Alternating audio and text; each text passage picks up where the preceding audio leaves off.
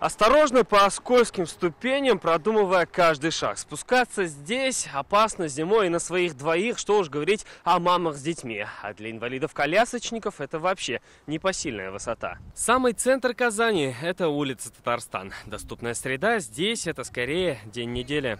Здравствуйте, вам помочь? Ой, Давайте. если можно, я боюсь. Там я не спущусь, золото. Куда? Вот за эту сторону. За эту сторону? Да, Пойдемте. да, да. Ой. Давайте, осторожно. Здесь это вы каждый день так ходите? Да, за хлебом хожу.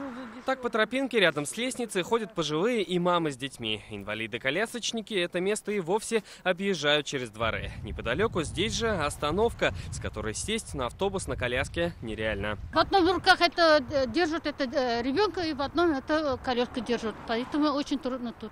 Плохая лестница. Вот здесь раньше были перила. Хоть за него держались. Об отсутствии доступной среды на этой улице в Народный контроль пишут уже с 2012 года, но заявка так и висит. У нас длительное время находятся заявки, связанные с доступной средой. Дело в том, что те дороги, которые мы отремонтированы ранее, к ним не было требований доступной среды, и они у нас остались без пониженных поребриков. Мы не имеем права делать подобные вещи, потому что это будет нецелевое использование бюджетных средств.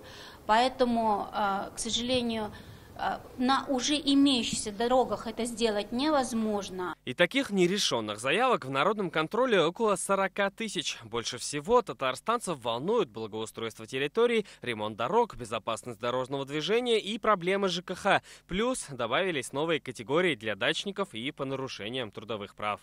Иногда мы видим, что доходит, например, срок исполнения условно 25 октября, мы приезжаем 20-го, и они говорят, а вот денег у нас нет. Но они же знали, что денег не будет, да, что 20 октября. Зачем ожидать до 20, когда уже люди ждут, что вопрос будет решен. Но все же большинство заявок в Народном контроле исполняются, и каждый год количество обращений растет в среднем примерно на 20%. Слава Тухмадуллин, Марат Зайдуллин, ТНВ, Казань.